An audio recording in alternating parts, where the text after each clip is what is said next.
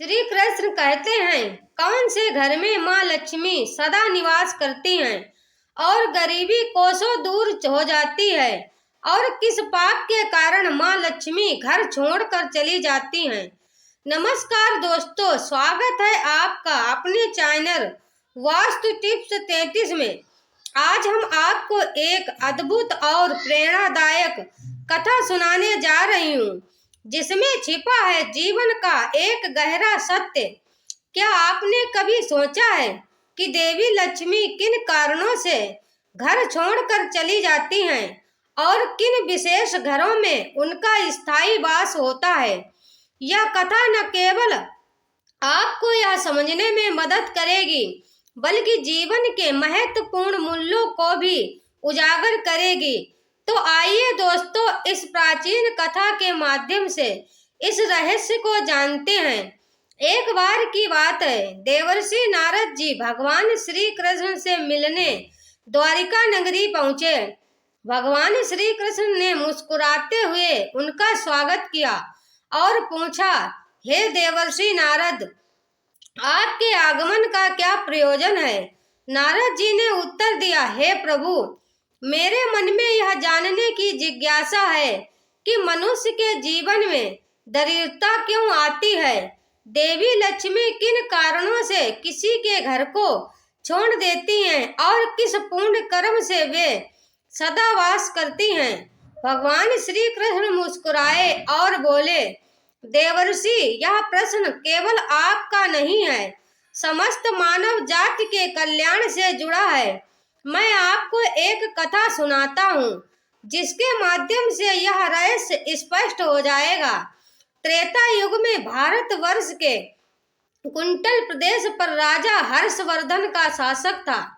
वे सत्यनिष्ठ, दानी और धर्मपरायण राजा थे। उनके राज्य में सभी प्रजा सुखी और संतुष्ट थी। राजा का उद्देश्य केवल प्रजा की सेवा करना था। उनका राज्य में भव्यता और वैभव का प्रतीक था। सोने और चांदी से जड़े दरवाजे, रत्नों से सजाए गए खंभे और फूलों से महकते बगीचे, सब कुछ स्वर्ग जैसा प्रतीत होता था। लेकिन राजा की महानता केवल उनके महल तक सीमित नहीं थी। उनकी उदारता और न्यायप्रियता पूरे क्षेत्र में प्रसिद्ध थी। राजा हर्षवर्धन ने एक अद्वितीय प्रतिज्ञा ली थी, यदि कोई व्यापारी अपनी वस्तु नहीं बेच पाता तो राजा स्वयं उस वस्तु को खरीद लेते थे, ताकि कोई भी खाली हाथ घर ना लौटे। यह प्रतिज्ञा उनकी प्रजा के प्रति असीम प्रेम और समर्पण को दर्शाती थी। हर संध्या को राजा के सेवक नगर में घूमते और यह सुनिश्चित करते कि कोई भी दुकानदार बिना व्यापार किए घर न लौटे। यही कारण था कि उनके राज्य में कोई भी भूखा या प्यासा नहीं रहता था। राजा की उदारता की चर्चा स्वर्ग तक पहुंच गई। देवता उनकी प्रशंसा करते नहीं थकते थे।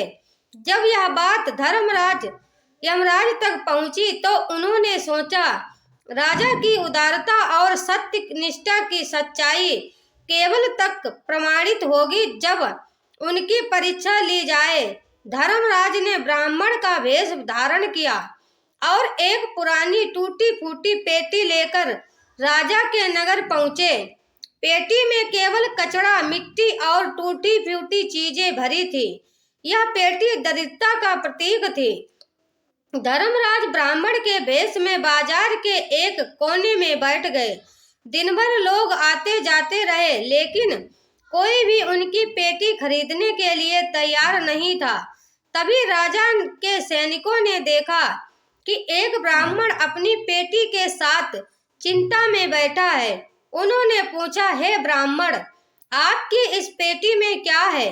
ब्राह्मण ने उत्तर दिया, यह पुरानी चीजों और कचड़ों से भरी है। इसकी कीमत 1000 स्वर्ण मुद्राएं हैं। सेवकों ने सोचा कि यह मूल्य अनुचित है, लेकिन राजा की प्रतिज्ञा के अनुसार उन्होंने ब्राह्मण से पेटी खरीदने की पेशकश की। ब्राह्मण ने कहा, मैं इससे कम में इसे नहीं बेचूंगा। सेवक राजा हर्षवर्धन सिंह के पास लौटे और सारी बात बताई। राजा ने कहा, यदि वह 1000 स्वर्ण मुद्राएं में मांगता है तो उसे दे दो, हमारी प्रतिज्ञा को भंग नहीं होना चाहिए।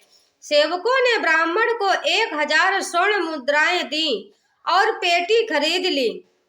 लेकिन जैसे ही उन्होंने पेटी खोली, उसमें से कचड़े और दरिद्रता के प्रतीक निकलने लगे। यह देखकर वे चकित रह गए। उन्होंने कहा, हे महाराज, यह तो कचड़े और दरिद्रता की पेटी है, इसे इतने मूल्य पर खरीदना अनुचित है। लेकिन महाराज हर्षवर्धन ने शांत और दृढ़ स्वर में कहा, यह मेरे सत्य और धर्म की प्रतिज्ञा है। मेरे राज्य में कोई भी खाली हाथ वापस नहीं जा सकता। सत्य और धर्म का त्याग करने से मेरी आत्मा कलुषित हो जाएगी। इसीलिए तुम उस ब्राह्मण को 1000 स्वर्ण मुद्राएं दे दो।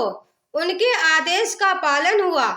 ब्राह्मण रूपी धर्मराज स्वर्ण मुद्राएं लेकर चले गए और सिपाही वह पेटी राजमहल में ले आए। शाम का समय था। महाराज अपने महल के बाहर टहल रहे थे। तभी चांदनी की शीतल आभा के बीच एक दिव्य और तेजस्वी स्त्री महल के द्वार से बाहर निकलती दिखाई दी। वह 4 भुजाओं वाली थी। प्रत्येक हाथ में कमल पुष्प सुशोभित थे। उनके आभूषण चमकते हुए तारों के समान थे। महाराज ने उन्हें प्रणाम करते हुए पूछा, हे देवी, आप कौन हैं और इस समय आप मेरे महल को क्यों त्याग रही हैं? वह स्त्री मंद मुस्कान के साथ बोली, हे राजन, मैं लक्ष्मी हूँ। आपके धर्म और सत्य निष्ठा के कारण ही मैंने आपके महल और राज्य में निवास किया था। लेकिन आज आपने एक ऐसी वस्तु को अपने महल में स्थान दिया जो दरिद्रता का प्रतीक है। मेरे नियमों के अनुसार जहाँ दरिद्रता निवास करती है, वहाँ मैं वास नहीं कर सकती। इसीलिए मुझे अब यह महल छोड़ना होगा। देवी लक्ष्मी के इन शब्दों ने महाराज को गहरा आघात पहुंचाया, लेकिन वे अपने धर्म और सत्य के प्रति अटग थे।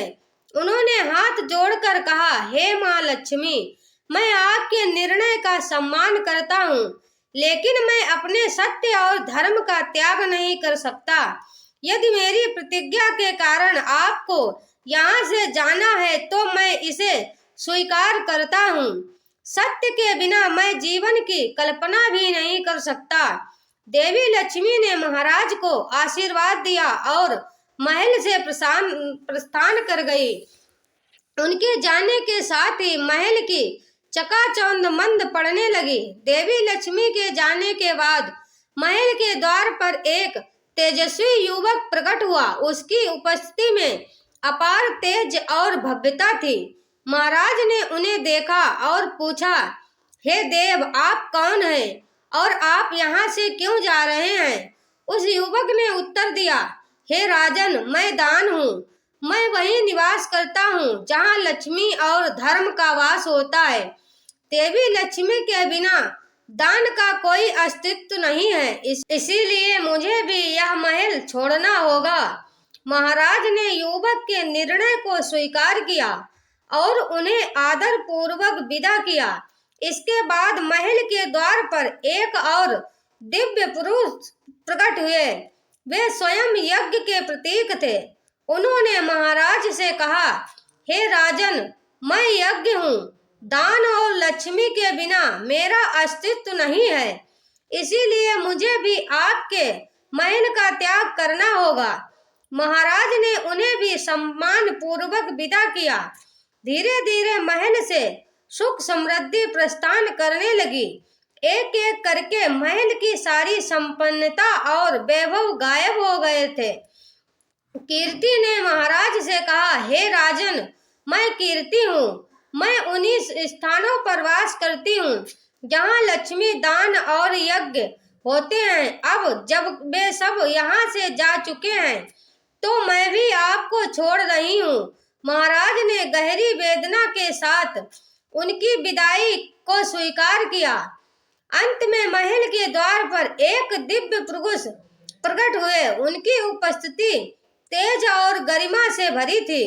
वे सत्य के प्रतीक थे। महाराज ने उन्हें प्रणाम किया और पूछा, हे सत्य, क्या आप भी मुझे छोड़कर जा रहे हैं? सत्य ने गंभीर स्वर में कहा, हे राजन, मैं वहीं निवास करता हूँ जहाँ धर्म, न्याय और सत्य का पालन होता है।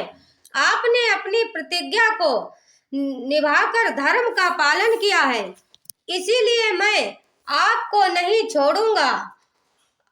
भले ही लक्ष्मी, दान, यज्ञ और कीर्ति चली गई हो, लेकिन सत्य हमेशा आपके साथ रहेगा।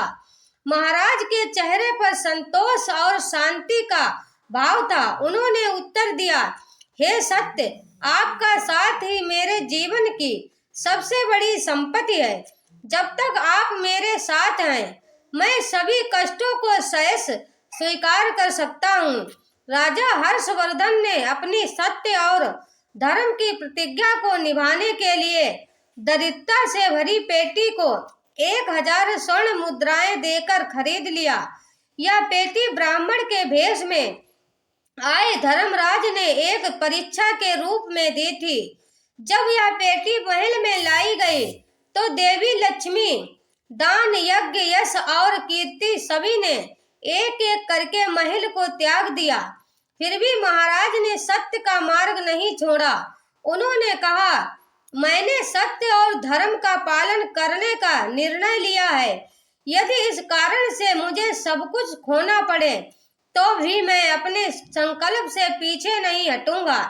देवी लक्ष्मी और अन्य दिव्य शक्तियों के महल छोड़ने के बाद स्वयं सत्य ने मानव रूप में प्रकट होकर महाराज की परीक्षा ली। महाराज ने सत्य से कहा, हे सत्य, मैंने आपका कभी त्याग नहीं किया, बल्कि आपके कारण ही मैंने इस त्याग की पीड़ा को सहन करना पड़ा है। यदि आप भी मुझे छोड़ देंगे तो यह मेरे लिए सबसे बड़ा अन्याय होगा।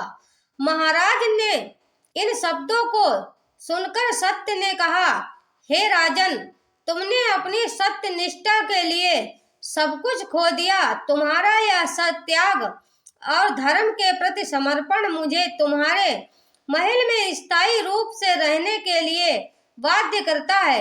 अब मैं तुम्हारे साथ सदैव रहूंगा। सत्य की वापसी के साथ ही एक एक करके देवी लक्ष्मी, यज्ञ, दान, यश और कीर्ति सभी लौटने लगी। देवी लक्ष्मी ने कहा, हे राजन, मैंने तुम्हारे सत्य की परीक्षा लेने के लिए महल का त्याग किया था। अब यह सिद्ध हो गया है कि सत्य के प्रति तुम्हारी निष्ठा अडिग है। मैं पुनः तुम्हारे महल में निवास करूंगी और तुम्हें अपार संपन्नता का आशीर्वाद दूंगी।